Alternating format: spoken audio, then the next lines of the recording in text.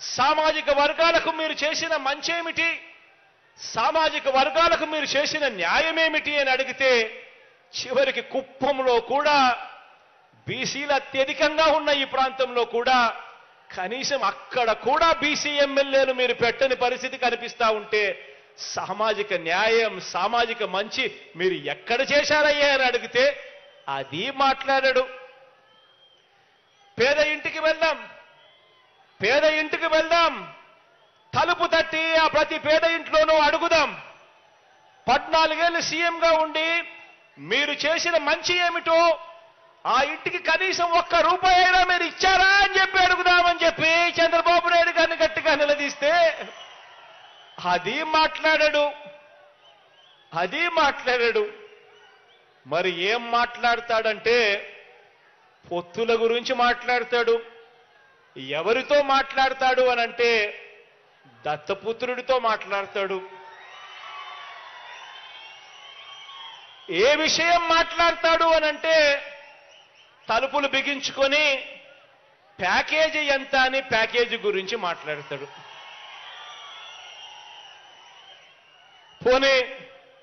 పోనీ కాపులకు మీరు చేసిన మంచేమిటి, పోనీ కాపులకు మీరు చేసిన మంచేమిటి?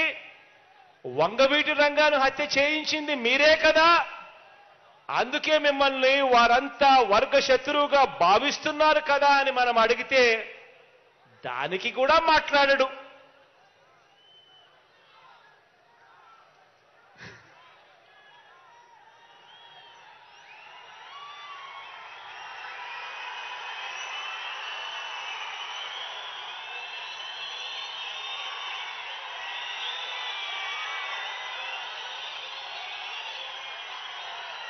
ఇది మార్క్ రాజకీయం. ఇది చంద్రబాబు మార్క్ రాజకీయం అంటే వంచన, మోసం, కుట్ర, వెన్నుపోటు.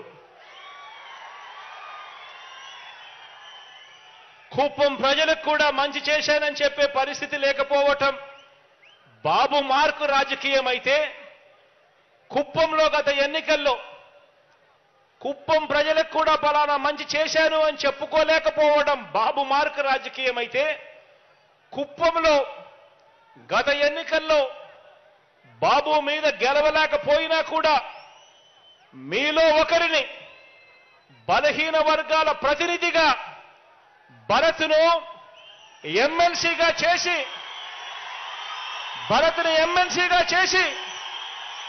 బలహీన వర్గాల ప్రతినిధిగా మీలో ఒకడిని ఎమ్మెల్సీగా చేసి అతన్ని ముందు పెట్టి ఇక్కడి పేద కుటుంబాలన్నింటికీ కూడా చరిత్రలో ఎప్పుడూ జరగని విధంగా, ఎన్నడూ జరగని విధంగా ప్రతి ఒక్క కుటుంబానికి మంచి చేయటం మీ జగన్ మార్క్ రాజకీయం అని చెప్పి కూడా చెప్పడానికి గర్వపడతా ఉన్నా.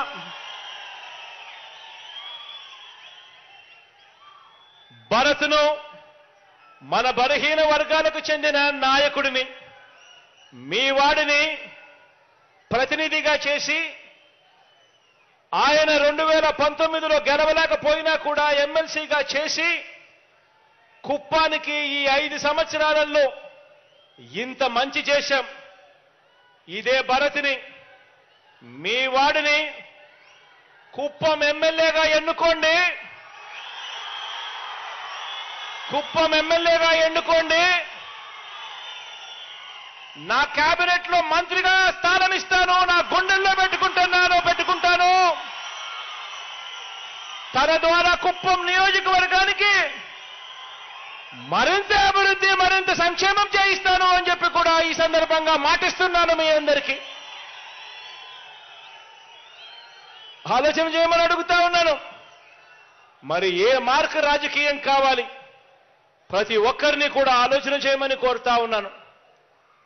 ప్రజల గురించి ఆలోచన చేసే, పేదవాడి గురించి ఆలోచన చేసే, పేదవాడి భవిష్యత్ గురించి ఆలోచన చేసే మీ బిడ్డ మార్క్ రాజకీయం కావాలా, లేకపోతే కేవలం ఎన్నికల్లో మిమ్మల్ని ఉపయోగించుకొని తర్వాత గాలి కొదిలేసే రాజకీయం చంద్రబాబు నాయుడు గారు చేస్తా ఉన్న రాజకీయం కావాలన్నా అందరూ కూడా ఆలోచన చేయండి.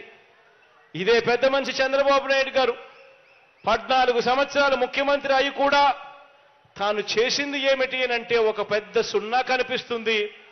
కానీ ఎన్నికలు వచ్చేసరికి మాత్రం మళ్ళీ ప్రజలను వెన్నుపోటు పొడచడం కోసం, మళ్ళీ మోసం చేయడం కోసం రకరకాల రంగులతో మేనిఫెస్టో తీసుకొని వస్తాడు.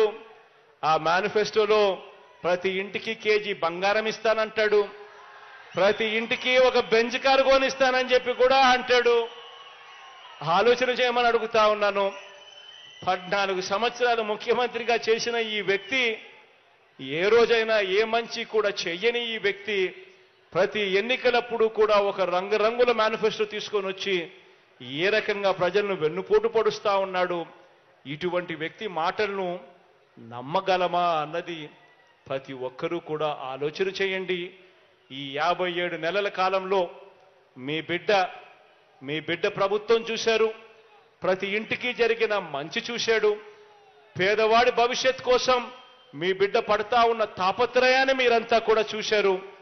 మీ బిడ్డను ముఖ్యమంత్రిగా మళ్ళీ మీరు చేసుకుంటే పేదవాడి బ్రతుకులు బాగుపడతాయి, పేదవాడి భవిష్యత్ బాగుపడుతుంది అన్నది ప్రతి ఒక్కరూ కూడా ఆలోచన చేయమని చెప్పి కోరుతూ, మీలో ప్రతి ఒక్కరూ కూడా మంచి జరిగిన మీ బిడ్డ ప్రభుత్వం వల్ల మంచి జరిగిన ప్రతి విషయము కూడా ఇంకా 100 మందితో చెప్పి ఆ 100 మందితో కూడా ఓటు వేయించే కార్యక్రమానికి అందరూ కూడా పూనుకోవాలని మరొక్కసారి మీ అందరికీ కూడా విన్నవిస్తూ, దేవుడి దయతో ప్రజలందరి చల్లని దీవెనలతో ఇంకా మంచి చేసే అవకాశం దేవుడు ఇవ్వాలని, మీ అందరికీ ఇంకా మంచి జరగాలని మనసారా కూడా కోరుకుంటూ సెలవు తీసుకుంటా ఉన్నాను.